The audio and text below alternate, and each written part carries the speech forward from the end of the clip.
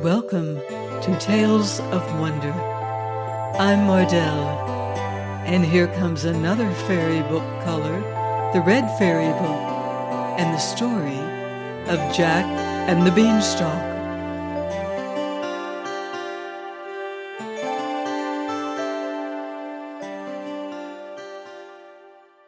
Once upon a time, there was a poor widow who lived in a little cottage with her only son, Jack. Jack was a giddy, thoughtless boy, but very kind-hearted and affectionate. There had been a hard winter, and after it, the poor woman had suffered from fever and ague. Jack did no work as yet, and by degrees they grew dreadfully poor. The widow saw that there was no means of keeping Jack and herself from starvation but by selling her cow. So one morning she said to her son, "I'm too weak to go myself, Jack, so you must take the cow to market for me and sell her." Jack liked going to market to sell the cow very much, but as he was on the way, he met a butcher who had some beautiful beans in his hand. Jack stopped to look at them, and the butcher told the boy that they were of great value, and persuaded the silly lad to sell the cow for these beans. When he brought them home to his mother instead of the money she expected for her nice cow, she was very vexed and shed many tears, scolding Jack for his folly. He was very sorry, and mother and son went to bed very sadly that night. Their last hope seemed gone. At daybreak, Jack rose and went out into the garden. At least, he thought, I will sow the wonderful beans. Mother says that they are just common scarlet runners and nothing else. But I may as well sow them. So he took a piece of stick and made some holes in the ground and put in the beans. That day they had very little dinner and went sadly to bed, knowing that for the next day there would be none, and Jack, unable to sleep from grief and vexation, got up at day-dawn and went out into the garden. What was his amazement to find that the beans had grown up in the night, and climbed up and up till they covered the high cliff that sheltered the cottage, and disappeared above it. The stalks had twined and twisted themselves together till they formed quite a ladder. It would be easy to climb it, thought Jack. And having thought of the experiment, he at once resolved to carry it out, for Jack was a good climber. However, after his late mistake about the cow, he thought he had better consult his mother first. So Jack called his mother, and they both gazed in silent wonder at the beanstalk, which was not only of great height, but was thick enough to bear Jack's weight. "I wonder where it ends," said Jack to his mother. "I think I will climb up and see."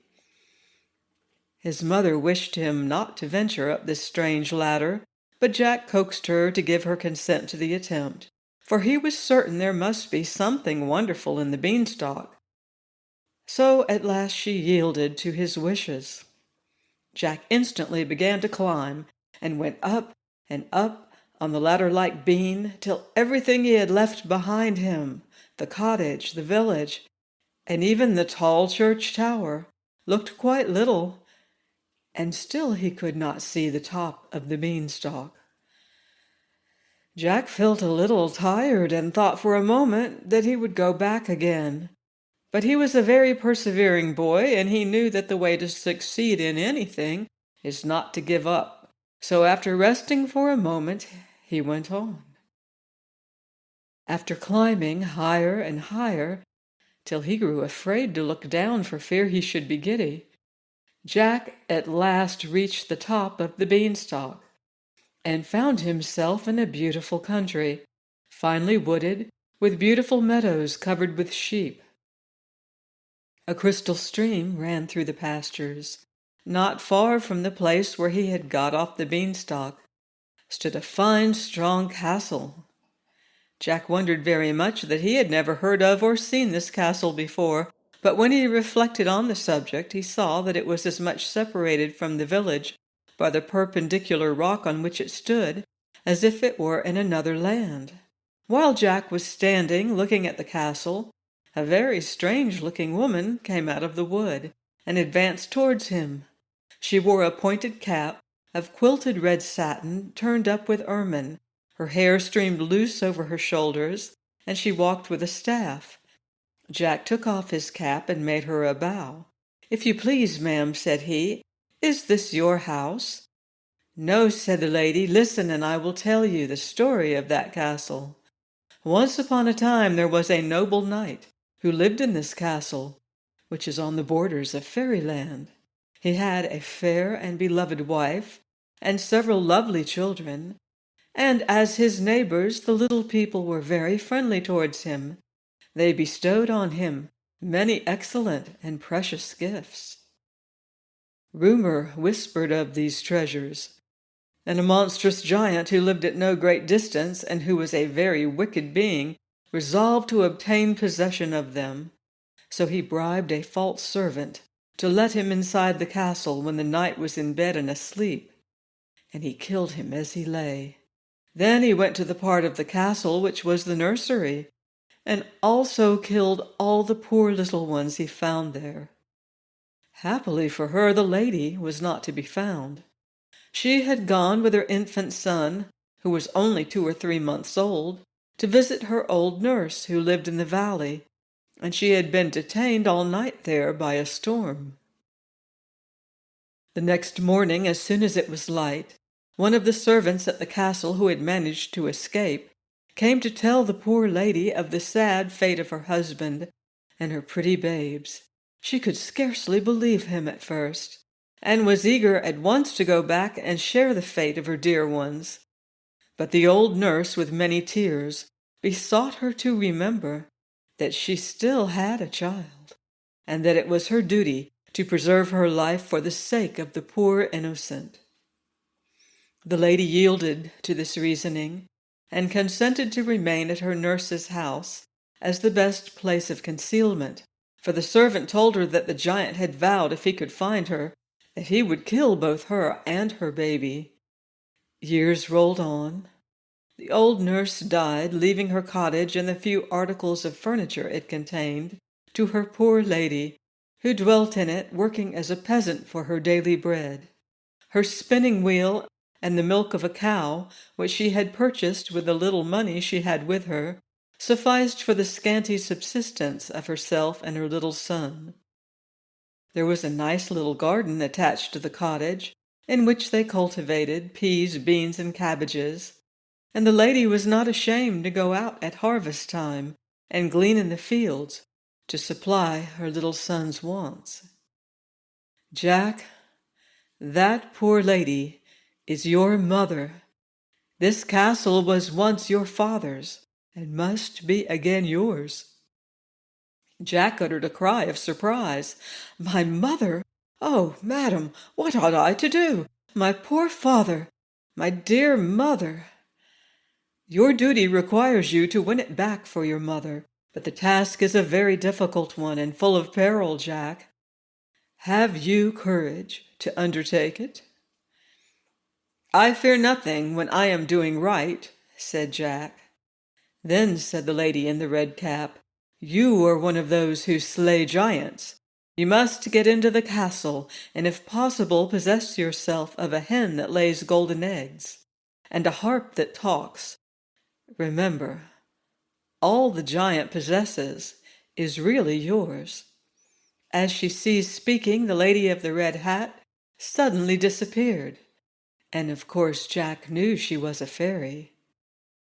Jack determined at once to attempt the adventure, so he advanced and blew the horn which hung at the castle portal.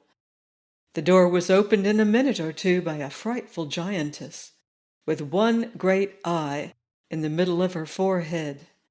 As soon as Jack saw her, he turned to run away, but she caught him and dragged him into the castle.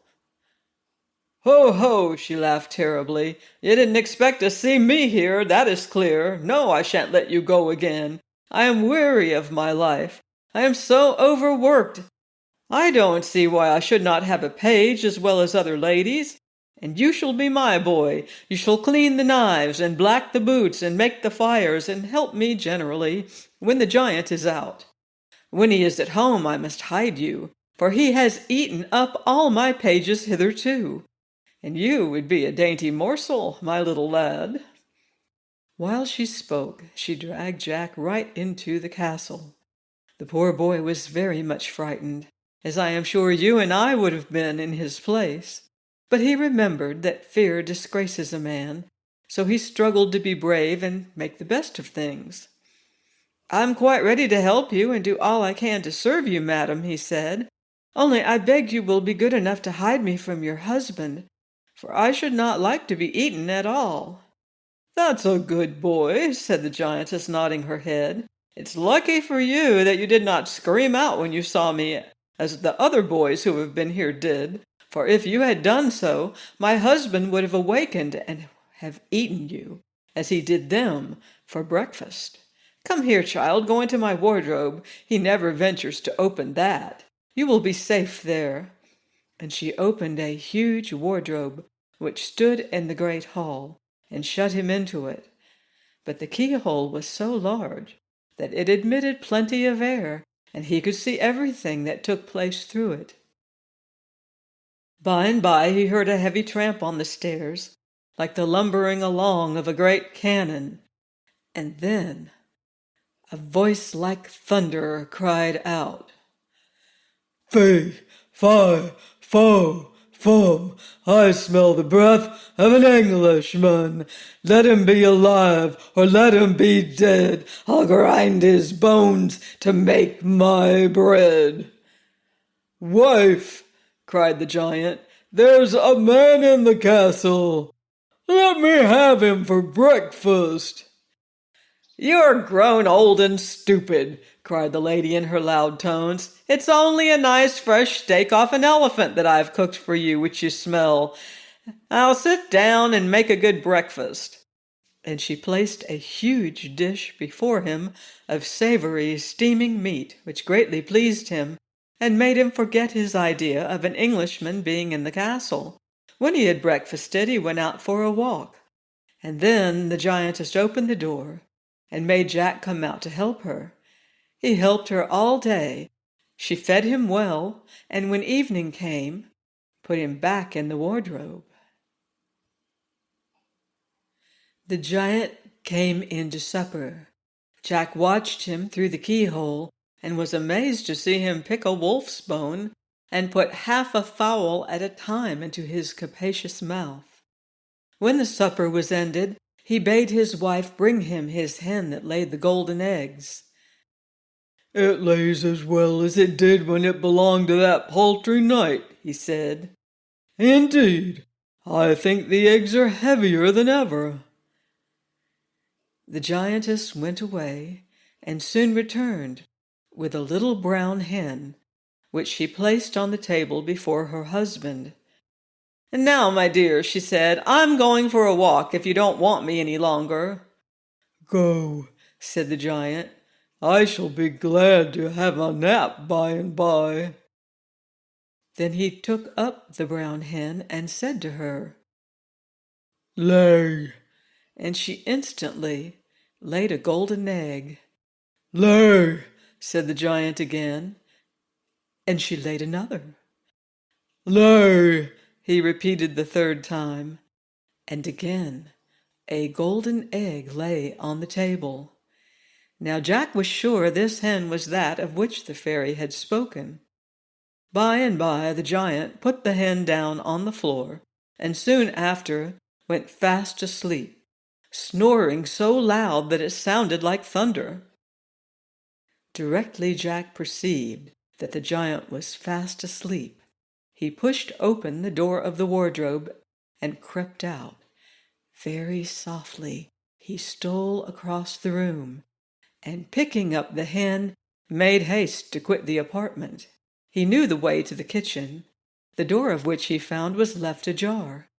He opened it, shut and locked it after him, and flew back to the beanstalk, which he descended as fast as his feet would move. When his mother saw him enter the house, she wept for joy, for she had feared that the fairies had carried him away, or that the giant had found him. But Jack put the brown hen down before her, and told her how he had been in the giant's castle, and all his adventures. She was very glad to see the hen, which would make them rich once more. Jack made another journey up the beanstalk to the giant's castle one day, while his mother had gone to market. But first, he dyed his hair and disguised himself. The old woman did not know him again and dragged him in as she had done before to help her to do the work. But she heard her husband coming and hid him in the wardrobe, not thinking that it was the same boy who had stolen the hen. She bade him stay quite still there, or the giant would eat him. Then the giant came in, saying, "Fee, fi, fo, fum, I smell the breath of an Englishman. Let him be alive, or let him be dead. I'll grind his bones to make my bread." "Nonsense," said the wife. "It's only a roasted bullock that I thought would be a tidbit for your supper. Sit down, I'll bring it up at once." The giant sat down, and soon his wife brought up a roasted bullock on a large dish, and they began their supper. Jack was amazed to see them pick the bones of the bullock as if it had been a lark. As soon as they had finished their meal, the giantess rose and said, "Now, my dear, with your leave, I'm going up to my room to finish the story I am reading. If you want me, call for me." "First," answered the giant, "bring me my money bags, that I may count my golden pieces before I sleep." The giantess obeyed. She went and soon returned, with 2 large bags over her shoulders, which she put down by her husband. "There," she said, "that's all that's left of the night's money. When you've spent it, you must go and take another baron's castle." "That he shan't, if I can help it," thought Jack. The giant, when his wife was gone, took out heaps and heaps of golden pieces and counted them and put them in piles till he was tired of the amusement. Then he swept them all back into their bags, and leaning back in his chair, fell fast asleep, snoring so loud that no other sound was audible. Jack stole softly out of the wardrobe, and taking up the bags of money, which were his very own because the giant had stolen them from his father, he ran off, and with great difficulty, descending the beanstalk, lay the bags of gold on his mother's table. She had just returned from town, and was crying at not finding Jack. "There, mother, I have brought you the gold that my father lost." "Oh, Jack, you are a very good boy, but I wish you would not risk your precious life in the giant's castle. Tell me how you came to go there again." And Jack told her all about it. Jack's mother was very glad to get the money, but she did not like him to run any risk for her. But after a time, Jack made up his mind to go again to the giant's castle. So he climbed the beanstalk once more and blew the horn at the giant's gate. The giantess soon opened the door. She was very stupid and did not know him again. But she stopped a minute before she took him in. She feared another robbery, but Jack's fresh face looked so innocent that she could not resist him, and so bade him to come in, and again hid him away in the wardrobe. By and by the giant came home, and as soon as he had crossed the threshold, he roared out, "Fee, fi, fo, fum, I smell the breath of an Englishman. Let him be alive, or let him be dead. I'll grind his bones to make my bread." "You stupid old giant," said his wife, "you only smell a nice sheep, which I have grilled for your dinner." And the giant sat down, and his wife brought up a whole sheep for his dinner. When he had eaten it all up, he said, "Now bring me my harp, and I will have a little music while you take your walk." The giantess obeyed and returned with a beautiful harp. The framework was all sparkling with diamonds and rubies, and the strings were all of gold. "This is one of the nicest things I took from the knight," said the giant. "I am very fond of music, and my harp is a faithful servant." So he drew the harp towards him and said, "Play." And the harp played a soft, sad air. "Play something merrier," said the giant. And the harp played a merry tune. "Now play me a lullaby," roared the giant, and the harp played a sweet lullaby, to the sound of which its master fell asleep. Then Jack stole softly out of the wardrobe and went into the huge kitchen to see if the giantess had gone out. He found no one there, so he went to the door and opened it softly, for he thought he could not do so with the harp in his hand. Then he entered the giant's room and seized the harp and ran away with it. But as he jumped over the threshold, the harp called out, "Master! Master!" And the giant woke up. With a tremendous roar, he sprang from his seat and in 2 strides had reached the door. But Jack was very nimble. He fled like lightning with the harp, talking to it as he went, for he saw it was a fairy, and telling it he was the son of its old master, the knight. Still the giant came on so fast that he was quite close to poor Jack, and had stretched out his great hand to catch him. But luckily, just at that moment, he stepped upon a loose stone and stumbled and fell flat on the ground, where he lay at his full length. This accident gave Jack time to get on the beanstalk and hasten down it, but just as he reached their own garden, he beheld the giant descending after him. "Mother! Mother!" cried Jack. "Make haste and give me the axe!" His mother ran to him with a hatchet in her hand, and Jack, with one tremendous blow, cut through all the beanstalks except one. "Now, mother, stand out of the way," said he.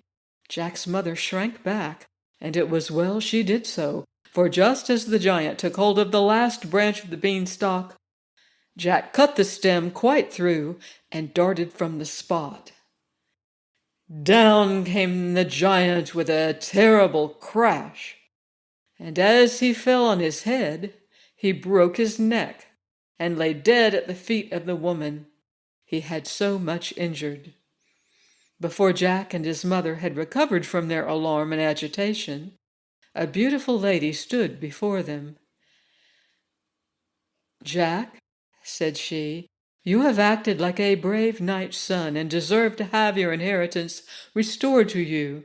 Dig a grave and bury the giant, and then go and kill the giantess." "But," said Jack, "I could not kill anyone unless I were fighting with him, and I could not draw my sword upon a woman. Moreover, the giantess was very kind to me." The fairy smiled on Jack. "I am very much pleased with your generous feeling," she said. "Nevertheless, return to the castle and act as you will find needful."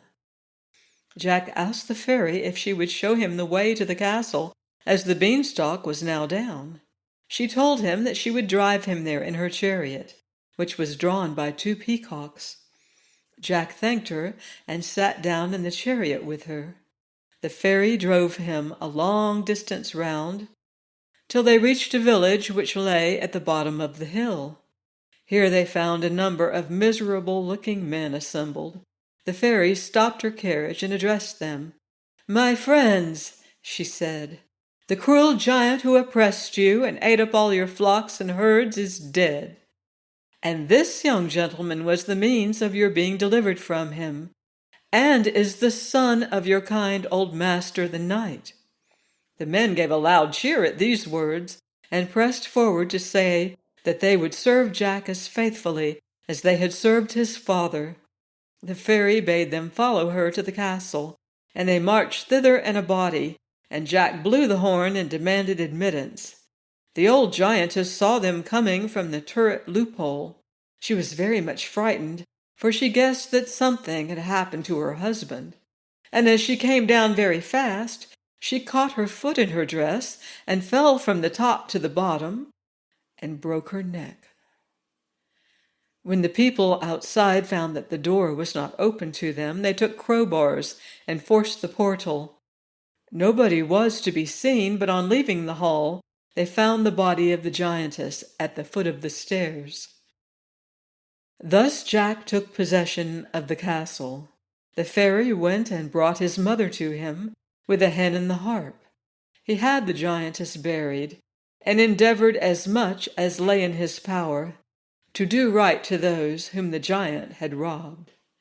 Before her departure for fairyland, the fairy explained to Jack that she had sent the butcher to meet him with the beans, in order to try what sort of lad he was.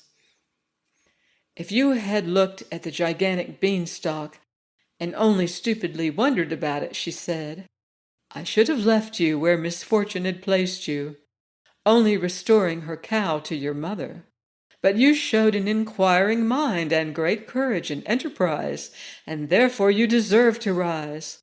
When you mounted the beanstalk, you climbed the ladder of fortune. She then took her leave of Jack and his mother. I hope you've enjoyed this story. Please join me next week for more tales of wonder.